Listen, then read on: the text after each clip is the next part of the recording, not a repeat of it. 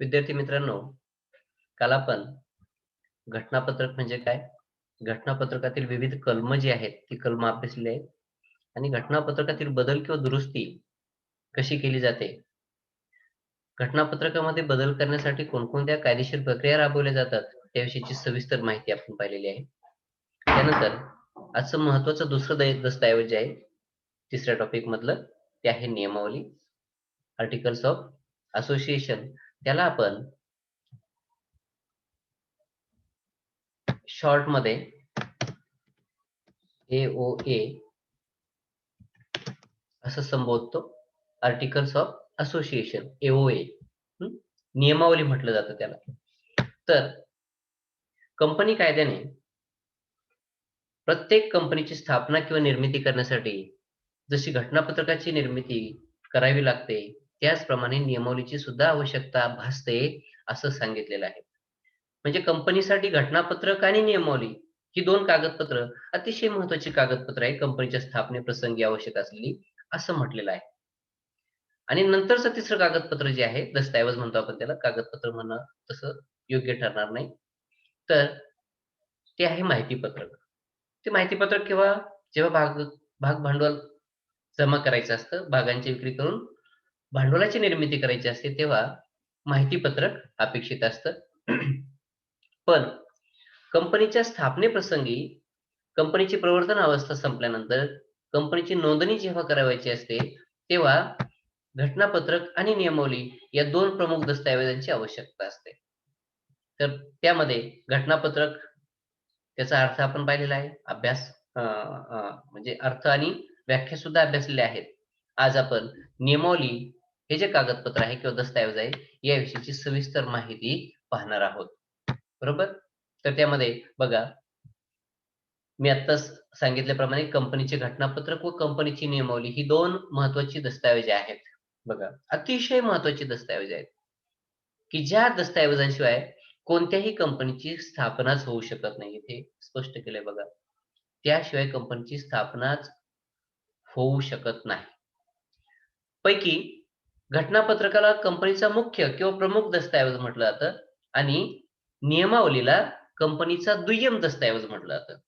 म्हणजे घटनापत्रक आणि नियमावली यांच्यामध्ये जर तुलना केली तर आपल्याला एक सांगता येईल, की कंपनीचं घटनापत्रक हे सगळ्यात प्रमुख दस्तऐवज आहे आणि दुसरं दस्तऐवज आहे नियमावली. तर प्रमुख दस्तऐवजाचं दुसऱ्या क्रमांकाचं दस्तऐवज जे आहे, ते आहे नियमावली आणि म्हणून घटनापत्रकाला प्रमुख दस्तऐवज म्हटलेलं आहे, तर नियमावलीला दुय्यम दस्तऐवज म्हटलेलं आहे. कारण घटनापत्रकानंतरचं दुय्यम स्थान लगेचच असलेलं, तिसरं नाही, चौथं नाही, दुसरं स्थान हे नियमावलीला आहे. म्हणून नियमावली हे कंपनीचं दुय्यम आणि महत्त्वाचं दस्तऐवज आहे. दुय्यम म्हणजे कमी महत्त्वाचं आहे असं नाही. ते दुसऱ्या क्रमांकाने येतं घटनापत्रकानंतर. म्हणून त्याला आपण दुय्यम म्हटलेलं आहे. म्हणजे घटनापत्रकाला पूरक ठरणारा दुसरा महत्त्वाचा दस्तऐवज म्हणजे कंपनीची नियमावली. आणि मग या नियमावलीमध्ये काय दिलेलं असतं? तर कंपनीच्या अंतर्गत प्रशासनाचे नियम दिलेले असतात. बघा, नियमावलीत कंपनीच्या अंतर्गत प्रशासनासंबंधीचे नियम व दैनंदिन कामकाजासंबंधीचे नियम दिलेले असतात. दैनंदिन कामकाज, कंपनीला जे दैनंदिन काम करायचं आहे, तर ते काम कोणत्या नियमांच्या अधीन राहून करायचं आहे? प्रशासनामध्ये अंतर्गत प्रशासन म्हणजे काय? व्यवस्थापन करायचं असेल, त्यामध्ये अ, उच्च पातळीवरचं व्यवस्थापन असेल, तर या पद्धतीचं अंतर्गत प्रशासन जे आहे, ते करण्यासाठी नियमावलीची त्या ठिकाणी गरज भासते. कारण अंतर्गत प्रशासनामध्ये ज्या व्यक्तींची नियुक्ती केली जाते, त्यांची नियुक्ती, त्यांची पात्रता, हं, त्यांचा कार्यकाल काय असावा, हे नियमावलीने ठरवून दिलेलं असतं. उदाहरणार्थ, संचालक मंडळ असेल, ते किती काळासाठी नियुक्त केलेले असतात, त्यांना कोणकोणते अधिकार असावेत, त्यांची कर्तव्ये काय आहेत, हे सगळं नियमावलीने ठरवून दिलेलं आहे. याला म्हणतात अंतर्गत प्रशासनाचे नियम. किती कर्मचारी नियुक्त करायचे आहेत, कोणकोणती पदं आहेत, या संदर्भातल्या सगळ्या गोष्टी नियमावलीमध्ये नमूद केलेल्या असतात. आणि त्यामुळे कंपनीची नियमावली ही दैनंदिन कामकाजाशी रिलेटेड असते. कंपनीच्या अंतर्गत प्रशासनाशी रिलेटेड असते आणि म्हणून कंपनी कायद्याच्या तरतुदींना अनुसरून नियमावली तयार केली जाते व या नियमावलीमध्ये आवश्यकतेप्रमाणे बदल देखील केले जातात. बघा, घटनापत्रकाच्या तुलनेत नियमावलीमध्ये बदल करणं जास्त प्रमाणात क्रमप्राप्त ठरतं. त्याचं कारण असं आहे, की व्यवसायाची बाह्य परिस्थिती जी आहे, आजूबाजूचं वातावरण जे आहे, ते सातत्याने बदलत असतं आणि त्या बदलणाऱ्या गोष्टींना सामावून घेण्यासाठी नियमावलीमध्ये गरजेप्रमाणे काही बदल करावे लागतात. तर वेळोवेळी त्या नियमावलीत बदल किंवा दुरुस्त्या देखील करता येतात. बघा, पुन्हा एकदा लक्षात घ्या, घटनापत्रक आणि नियमावली हे न बदलता येणारी दस्तऐवज आहेत असं म्हटलेलं आहे. बरोबर? तरी देखील आपण आताच पाहिलंय, की गरजेप्रमाणे नियमावलीत सुद्धा बदल किंवा दुरुस्ती करावी लागते. जसं घटनापत्रकामध्ये बदल किंवा दुरुस्ती करणं क्रमप्राप्त ठरतं, काही कालांतराने, काही वर्षांनंतर. तसंच नियमावलीमध्ये सुद्धा काही बदल किंवा दुरुस्त्या करणं अपेक्षित ठरतं. तर नियमावलीच्या संदर्भात आपण या ठिकाणी अ, जी प्राथमिक स्वरूपाची माहिती आहे, ती पाहिलेली आहे. त्यानंतर या ठिकाणी असं म्हटलं जातं, की घटनापत्रक आणि नियमावली या दोन्ही बाबी, ही दोन्ही दस्तऐवज ही एकमेकांना परस्परक अशी दस्तऐवज आहेत. बघा इथे म्हटलेलं आहे, की ही दोन्ही दस्तऐवज ही एकमेकांना परस्पर पूरक आहेत. आणि आणखी ते स्पष्ट केले, घटनापत्रकाने कंपनीची बाह्य चौकट किंवा सीमारेषा ठरवली जाते. तर चौकटीच्या आत कशा पद्धतीने कंपनीचे कामकाज चालेल याविषयीची माहिती कंपनीच्या नियमावलीमध्ये दिलेली असते. म्हणजे कंपनीच्या कामकाजाची चौकट ठरवण्याचं काम घटनापत्रक करतं, तर चौकटीच्या आत राहून कशाप्रकारे कामकाज करावं याविषयीची माहिती आपल्याला नियमावलीच्या अंतर्गत मिळत असते. तर त्या अनुषंगाने आपल्याला या ठिकाणी असं सांगितलेलं आहे, की कंपनी कायद्यातील कलम 5 अनुसार सार्वजनिक कंपनीपेक्षा खाजगी मर्यादित कंपनीला किंवा हमीने मर्यादित कंपनीला नोंदणी करताना घटनापत्रकाबरोबरच नियमावलीची प्रत नोंदणी अधिकाऱ्याकडे सादर करावी लागते. जी सार्वजनिक कंपनी नोंदणी करताना नियमावलीची प्रत सादर करत नाही, जी सार्वजनिक कंपनी आपली नोंदणी करताना नियमावलीची प्रत नोंदणी अधिकाऱ्याकडे सादर करत नाही, अशा कंपनीला कंपनी कायद्यातील टेबल ए मधील म्हणजे परिशिष्ट अ मधील आदर्श नियमावलीची जी प्रत आहे, ती प्रत तुम्ही त्या कंपनीच्या नोंदणी प्रसंगी कागदपत्रांसोबत जोडली तरी देखील चालते. मी आता फक्त एक आठवण तुम्हाला करून देतोय, की मी यापूर्वी 1-2 वाक्यप्रयोग तुम्हाला टिपिकल असे सांगितलेले आहेत. ते रिपीट करतोय फक्त. ते वाक्यप्रयोग असे आहेत,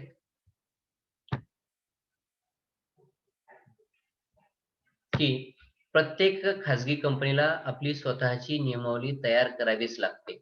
कोणतं वाक्य आहे त्यातलं पहिलं? की प्रत्येक खाजगी कंपनीला आपली स्वतःची नियमावली तयार करावीच लागते. परंतु सार्वजनिक कंपनीला आपली स्वतःची नियमावली तयार करावीच लागते, असं कायदेशीर बंधन नाही. मात्र जेव्हा सार्वजनिक कंपनी आपली स्वतःची नियमावली तयार करत नाही, तेव्हा त्या सार्वजनिक कंपनीला कंपनी कायद्यातील टेबल ए, बघा इथे म्हटले टेबल ए आणि त्यालाच आपण परिशिष्ट अ असं म्हटलेलं आहे. परिशिष्ट अ मधील सर्व नियम लागू होतात.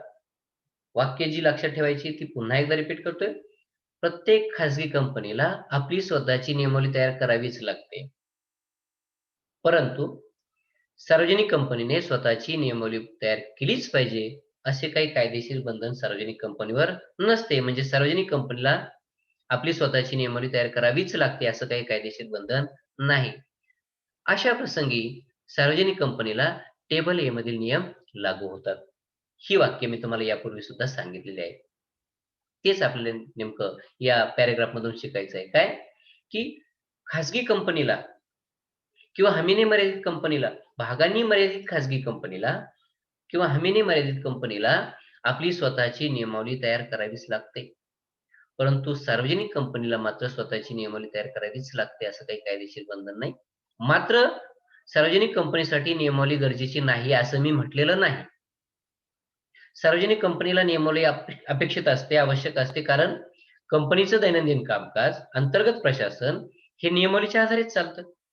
म्हणून सार्वजनिक कंपनीला नियमावली असणं गरजेचं आहे. मग सार्वजनिक कंपनीने स्वतःची नियमावली जर तयार केली नाही, तर सार्वजनिक कंपनीला कोणते नियम लागू होतात?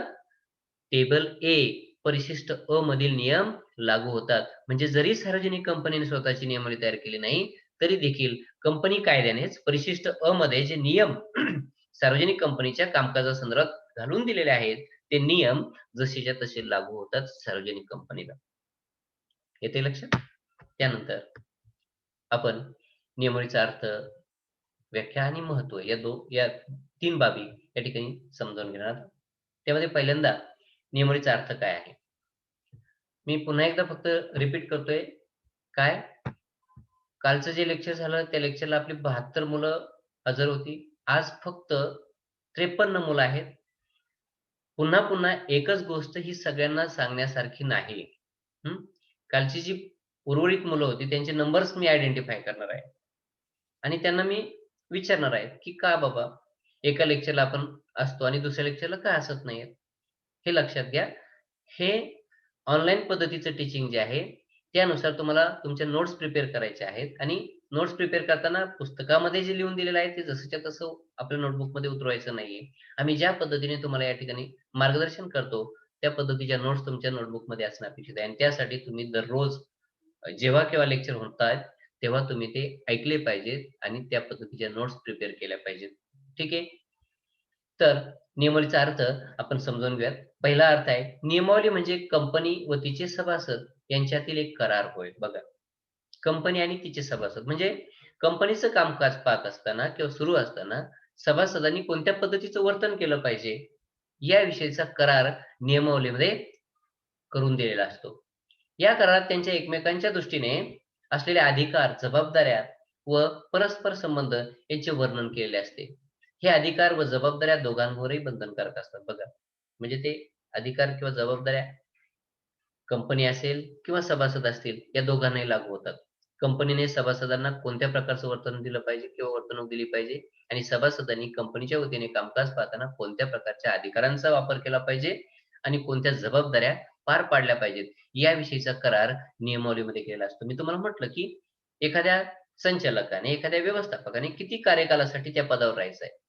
त्यांनी काय काम करायचं म्हणजे त्यांच्या जबाबदाऱ्या काय आहेत, त्यांची कर्तव्ये काय आहेत आणि मग अशी कर्तव्य पार पाडण्यासाठी त्यांना कोणते अधिकार असणार आहेत, हे सगळं त्या ठिकाणी दिलं असतं. म्हणजे संचालकांचं पद, संचालकांची पात्रता, त्यांचं मानधन, त्यांचा कार्यकाल, या सगळ्या गोष्टी नियमावलीमध्ये लिखित स्वरूपात सांगितलेल्या असतात आणि त्या गोष्टींचं पालन त्या ठिकाणी कंपनी आणि सभासद या दोघांनाही करावं लागतं. तर त्याला आपण नियमावली म्हणतो. काय आहे ही नियमावली? कंपनी आणि तिचे सभासद यांच्यातील एक करार म्हणजे नियमावली.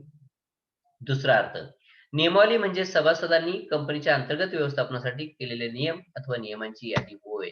बघा, नियम किंवा नियमांची यादी. सोपी व्याख्या आहे. अर्थ आपण या ठिकाणी पाहतोय. नियमावली म्हणजे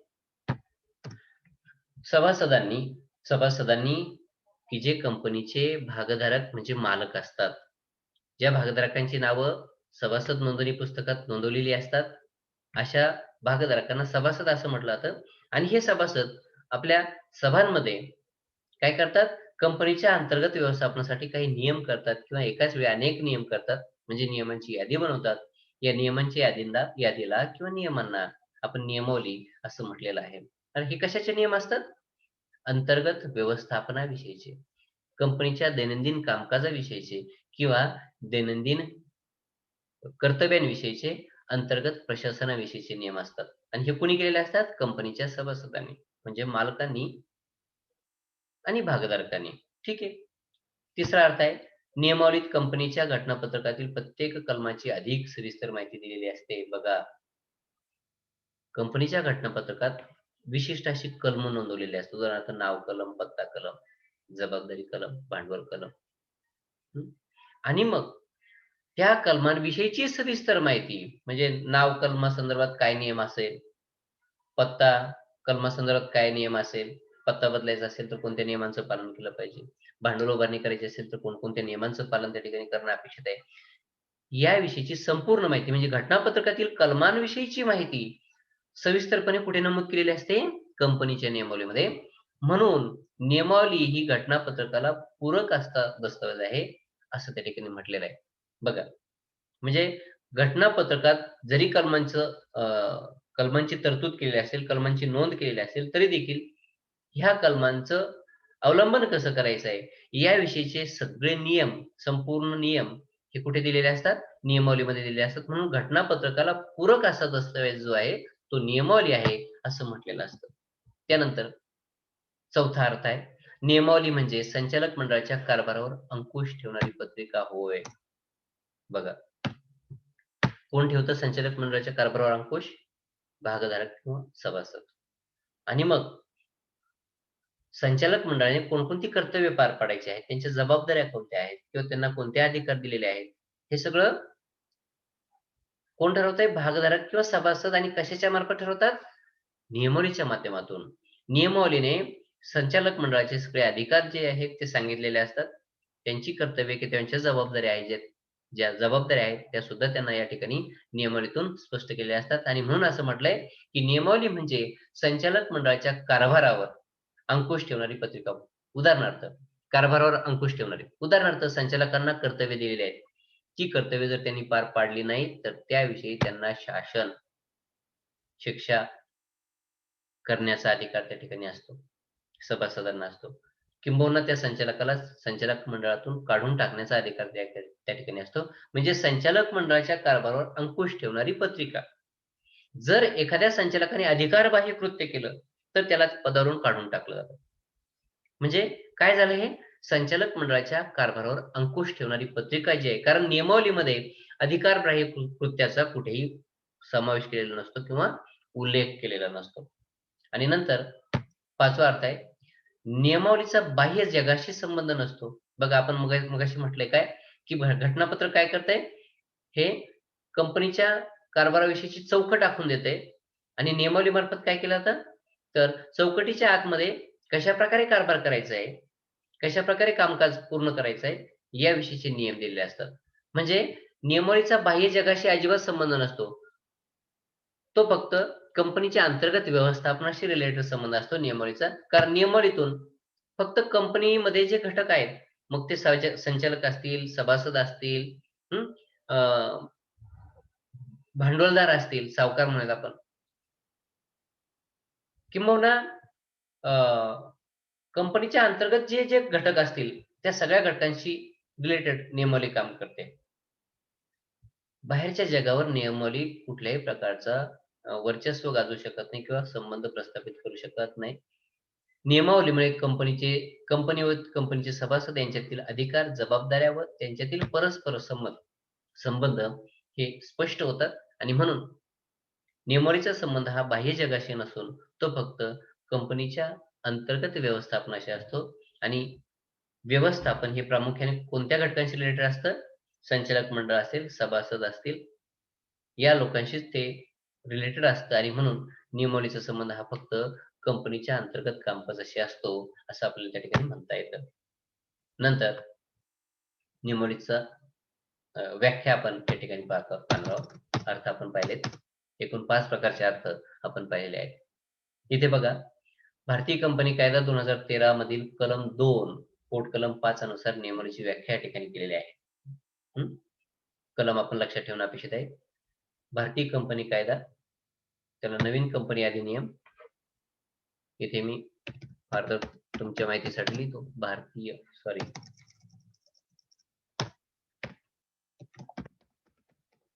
भारतीय कंपनी कायदा 2013 मधील कलम 2 पोट कलम 5 अनुसार नियमावलीची व्याख्या आहे. काय व्याख्या आहे?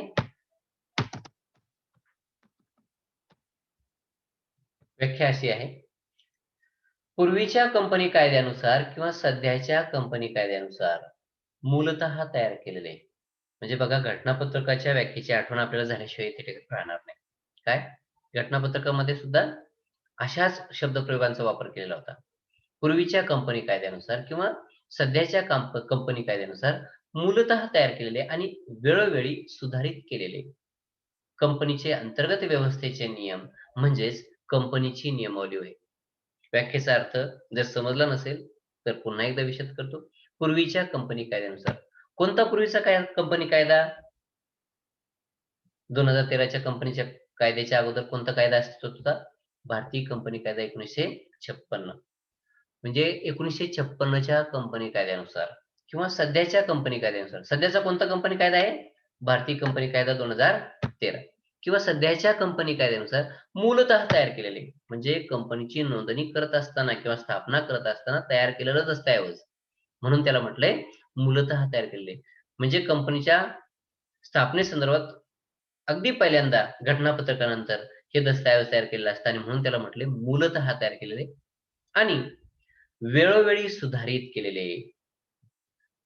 गरजेप्रमाणे जेव्हा केव्हा नियमावलीमध्ये दुरुस्ती किंवा बदल करण्याची आवश्यकता असते, अशा वेळेला त्यामध्ये सुधारणा केली, दुरुस्ती केली, बदल केली, म्हणून त्याला काय म्हटलंय? वेळोवेळी सुधारित केलेले कंपनीचे अंतर्गत व्यवस्थेचे नियम, म्हणजे कंपनीची नियमावली होय. हा पुढचा शब्दप्रयोग आहे, अंतर्गत व्यवस्थेचे नियम. म्हणजे कंपनीच्या अंतर्गत व्यवस्थापनाशीच रिलेटेड हे नियम असतात.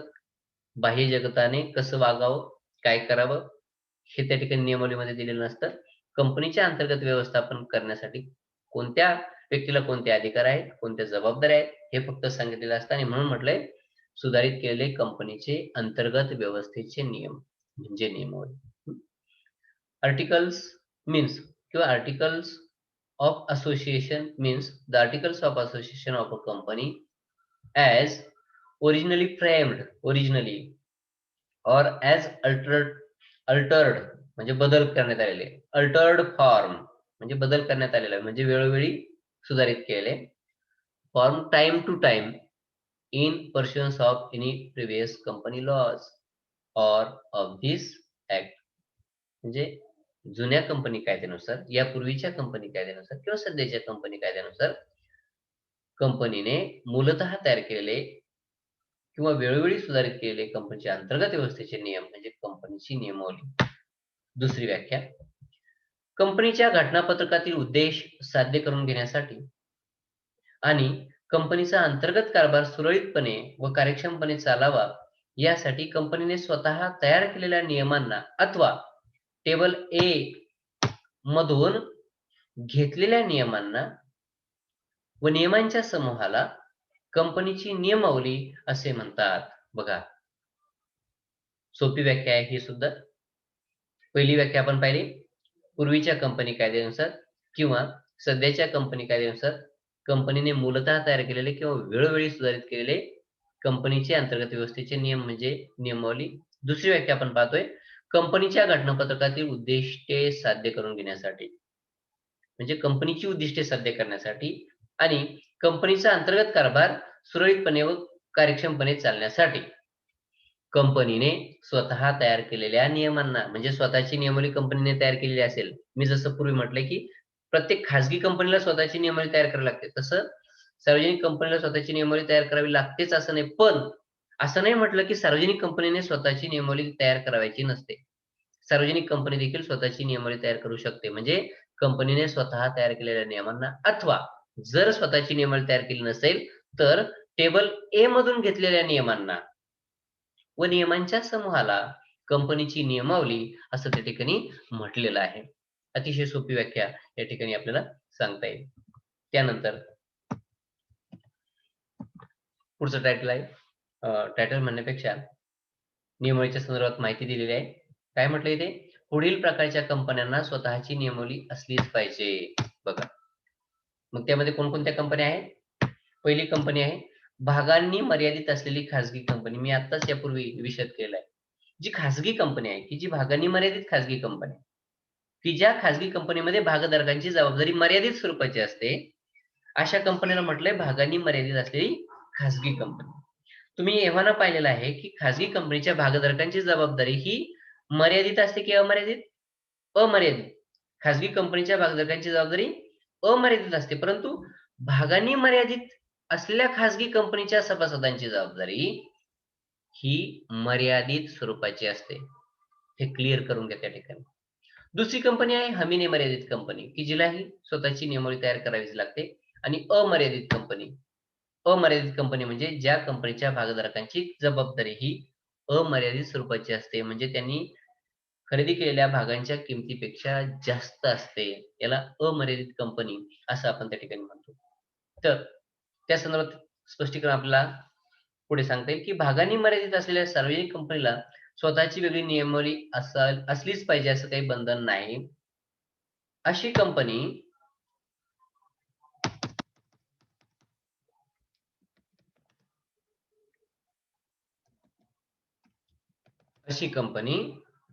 टेबल ए मधील काही अथवा सर्व नियम स्वीकारून आपली स्वतःची नियमावली तयार करू शकते.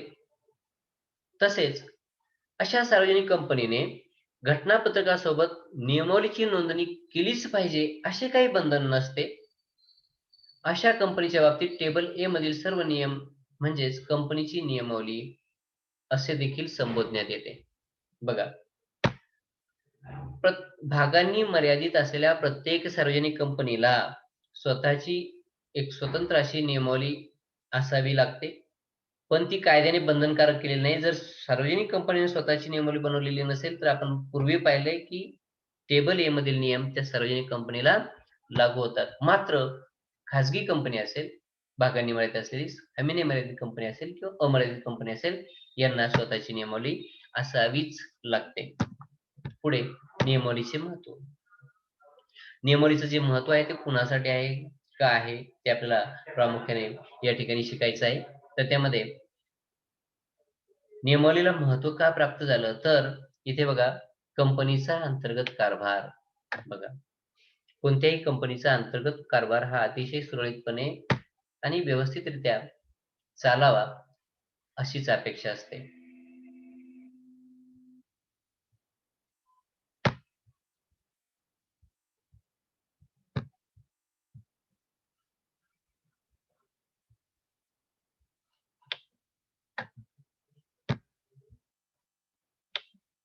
बरोबर, कोणत्याही कंपनीचा अंतर्गत कारभार हा सुरळीतपणे चालावा अशी अपेक्षा असते आणि त्यामुळे प्रत्येक कंपनीला नियमावली असणं अपेक्षित आहे. जर कंपनीची स्वतःची नियमावली नसेल तर कंपनीचं कामकाज व्यवस्थितरित्या चालणार नाही. कारण नियमावलीतून काय केलेलं असतं, अंतर्गत कारभाराविषयीचे नियम त्या ठिकाणी ठरवून दिलेले असतात. कोणतं काम कुणी करावायचं आहे, केव्हा करावायचं आहे, कुठे करावायचं आहे, कोणत्या अधिकारात करावायचं आहे आणि त्या व्यक्तींच्या जबाबदाऱ्या काय आहेत, हे फक्त आणि फक्त नियमावलीतूनच सांगता येतं किंवा नियमावलीमध्ये नमूद केलं असतं. आणि म्हणून कंपनीचा कारभार, अंतर्गत कारभार हा चालण्यासाठी, कार्यक्षमपणे होण्यासाठी नियमावलीची आवश्यकता त्या ठिकाणी असते. त्यानंतर कंपनीचा कारभार पूर्णपणे संचालक मंडळाच्या लहरीप्रमाणे चालू देणे हे कधीच योग्य ठरणार नाही आणि म्हणून अंतर्गत कारभारासाठी काही नियम असावे लागतात. म्हणजे संचालक मंडळाने त्यांच्या मर्जीनुसार कारभार न करता नियमावलीमध्ये जे नियम घालून दिलेले आहेत त्या नियमांचं पालन करणं अपेक्षित आहे आणि म्हणून नियमावली असणं अपेक्षित आहे किंवा त्यासाठी नियमावलीला महत्व प्राप्त झालेलं आहे. नियमांशिवाय नियमांची अंमलबजावणी कशी होणार किंवा करणार हा प्रश्न व्यवस्थापनाला भेडसावत असतो आणि त्यासाठी नियम तयार करून त्यांच्या अंमलबजावणीमुळे संपूर्ण कारभारात नियमितता येते, तसेच शिस्त निर्माण होते व प्रत्येक घटकाला आपली जबाबदारी देखील समजते. नियमांचं पालन केव्हा येतं मित्रांनो, जेव्हा नियम ठरवून दिलेले असतील तर. जेव्हा नियमच ठरवलेले नसतात अशा वेळेला नियमांचं पालन करण्याचा प्रश्न येत नाही आणि जेव्हा नियमांचं पालन करण्याचा प्रश्न येत नाही त्या ठिकाणी कामामध्ये सुरळीतपणा नसतो, व्यवस्थितपणा नसतो. कोणतं काम केव्हा पूर्ण होणार आहे हे सांगता येणार नाही किंवा कोण काय काम करणार आहे हे सुद्धा स्पष्ट केलेलं नसतं आणि म्हणून त्या ठिकाणी नियमावली असणं अतिशय महत्वाचं असतं. त्यानंतर कंपनीचा अंतर्गत कारभार सुरळीत चालावा यासाठी प्रत्येक कंपनीने आपली नियमावली तयार करावी असे बंधन त्यांच्यावर घालण्यात आलेले आहे. नियमावलीचे महत्व विविध दृष्टिकोनातून आपल्याला पुढील प्रमाणे सांगता येतं. कोणकोणत्या घटकांच्या बाबतीत नियमावलीला महत्व प्राप्त झालंय ते आपण या ठिकाणी सांगू शकतो. तर त्यातला पहिला घटक आहे कंपनीच्या दृष्टिकोनातून. म्हणजे खऱ्या अर्थाने नियमावलीची कुणाला गरज भासत असेल तर त्या संदर्भात आपल्याला पहिलं उत्तर सांगता येईल की नियमावलीचं महत्व हे कंपनीसाठी आहे. बरोबर,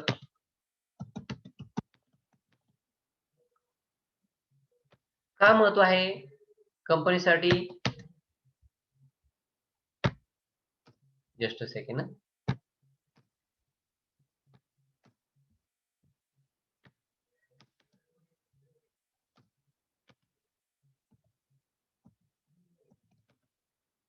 बघा,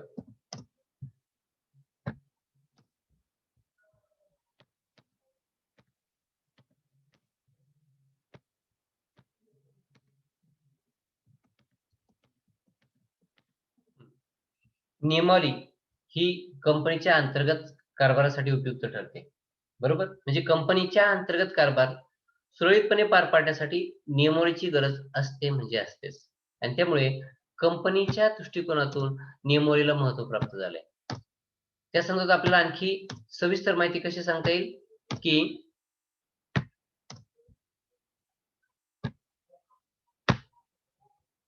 बघा, घटनापत्रकात जी विविध कलमे दिलेली असतात त्यातील उद्दिष्ट पूर्तीसाठी जी संघटना उभारण्यात आलेली असते, त्याच्या व्यवस्थापनाची व्यवस्था नियमित केलेली असते. संघटना बघा, उद्दिष्टांची पूर्तता करण्यासाठी जी संघटना उभारलेली असते याचा अर्थ काय, की मग उच्च व्यवस्थापनातील अधिकारी असतील, मध्यम व्यवस्थापन असेल, कनिष्ठ पातळीवरचं व्यवस्थापन असेल, हे सगळे लोक कंपनीची उद्दिष्टे पार पार पाडण्यासाठी किंवा पूर्ण करण्यासाठी, साध्य करण्यासाठी नियुक्त केलेले असतात आणि त्यामुळे काय होतंय, एक संघटना, व्यक्ती समुदाय, काम करणाऱ्या व्यक्तींचा समूह, संघटन म्हणतो आपण त्याला, निर्माण झालेलं असतं. तर या समूहावर अंकुश ठेवण्यासाठी कंपनीच्या मार्फत, मग त्यामध्ये संचालक मंडळ असेल, अधिकारी असतील, मग त्यांची जबाबदारी काय आहे, त्यांची कर्तव्य काय आहेत, ह्या सगळ्या गोष्टी या ठिकाणी स्पष्टपणे सांगितलेल्या असतात. म्हणजे कंपनीच्या वतीने कोणतं काम कुणी करावं, केव्हा करावं, हे आता कंपनी ही कृत्रिम व्यक्ती आहे.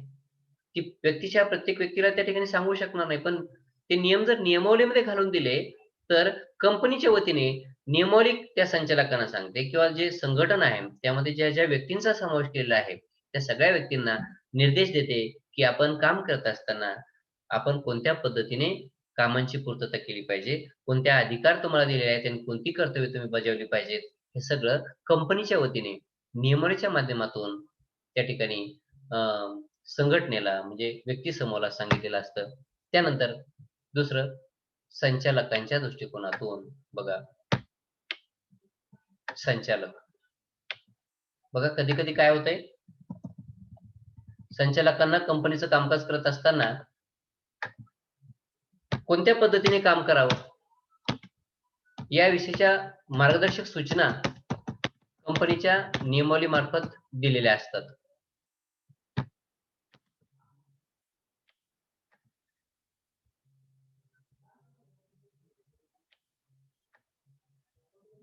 एक मिनिट हां.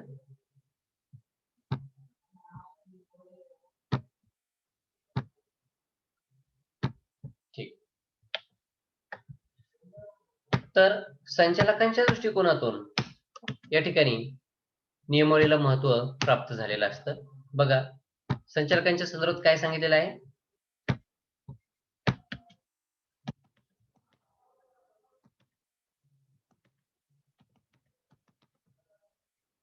बघा, कंपनी व संचालक यांच्यात होणाऱ्या कराराचा एक भाग म्हणून नियमावलीला महत्त्वाचं स्थान प्राप्त झालेलं असतं. बघा, संचालक आणि कंपनी यांना जोडणारा एक महत्त्वाचा दुवा नियमावली असतो. कारण कंपनी आणि संचालक यांच्यामध्ये परस्पर संबंध कोणता असावा आणि कसा असावा, हे या ठिकाणी नियमावलीने सांगितलेलं असतं. बघा, काय? कंपनीचा कारभार पाहत असताना संचालकांना विविध प्रकारचे निर्णय घ्यावे लागतात. परंतु असे निर्णय घेण्यापूर्वी घटनापत्रक व नियमावलीतील तरतुदींचे कटाक्षाने पालन होत आहे किंवा नाही याची खात्री त्यांना करून घ्यावी लागते. बघा, म्हणजे बघा, ज्या नियमावलीने संचालकांनी कसं वागावं, कोणत्या नियमांचं पालन करावं, हे सांगितलेलं असतं आणि हे सांगितल्यानंतर संचालक त्या नियमांचं पालन करतात की नाही, हे कंपनीला पाहता येतं. आणि म्हणून किंबहुना संचालकांना आपली कर्तव्ये काय आहेत? आपण कोणती कामं करायची आहेत? आपल्याला कोणते अधिकार आहेत? आपल्या जबाबदाऱ्या कोणत्या आहेत? या संपूर्ण बाबींची माहिती फक्त आणि फक्त त्यांना नियमावलीच्या मार्फत मिळते आणि त्यामुळे त्या संचालकांना आपली कर्तव्ये समजतात. उदाहरणार्थ एखादा नवीन संचालक असेल, त्याला फारसा कामाचा अनुभव नसेल कंपनी प्रशासनाचा कामकाजाचा. तर अशा वेळेला नियमावली एक मार्गदर्शकाची भूमिका त्या संचालकासाठी पार पाडते. हे बघा, त्यामुळे नियमावलीला काय म्हटलंय, संचालकांचे तत्पर संदर्भ पुस्तक. बघा, जी माहिती संचालकांना विदित नाही, माहित नाही, अननोन आहेत काही संचालक त्या कंपनीच्या नियमांसंदर्भात, तर नियमावली काय करते, की नियमावली त्यांना आवश्यक असलेली माहिती पुरवते आणि म्हणून त्या नियमावलीला तत्पर संदर्भ पुस्तक असं म्हटलेलं आहे. म्हणजे संचालक काय करतात, नियमावलीचा वापर संदर्भ म्हणून करतात. त्यांना ज्या अडचणी संभवतील, ज्या अडचणी निर्माण होतील, त्या अडचणी सोडवण्यासाठी ते काय करतात, नियमावलीचा वापर करतात आणि नियमावलीमधील नियमांचा वापर करून त्यांची जी कर्तव्ये आहेत, ती पार पाडण्याचा प्रयत्न त्या ठिकाणी संचालक करत असतात. म्हणून संचालकांच्या दृष्टीने नियमावली एक तत्पर संदर्भ पुस्तक म्हणून उपयुक्त ठरते. संचालकांना आपले अधिकार व जबाबदारीची कल्पना नियमावलीवरूनच येते व त्यांना आपले काम करताना नियमावलीचा वेळोवेळी उपयोग होतो आणि म्हणून संचालकांच्या दृष्टीने देखील आपल्याला नियमावलीचं महत्त्व त्या ठिकाणी सांगता येतं. ठीक आहे. आपण आज या ठिकाणी थांबणार आहोत. नेक्स्ट लेक्चरला आपण आणखी भागधारकांच्या दृष्टीने जे नियमावलीचं महत्त्व आहे ते शिकणार आहोत. मला वाटतंय आजची जी संख्या होती ती अतिशय अल्प होती. यानंतर मी नोटीस सारखी देणार नाही, पण मात्र तुम्ही कोणती मुलं नंतर जॉईन झालीत, तुम्ही लक्षात घेणं अपेक्षित आहे की तुम्ही लेक्चर वेळोवेळी अटेंड करणं फार गरजेचं आहे. जर तुम्ही लेक्चर अटेंड केले नाही तर त्यासाठी आम्ही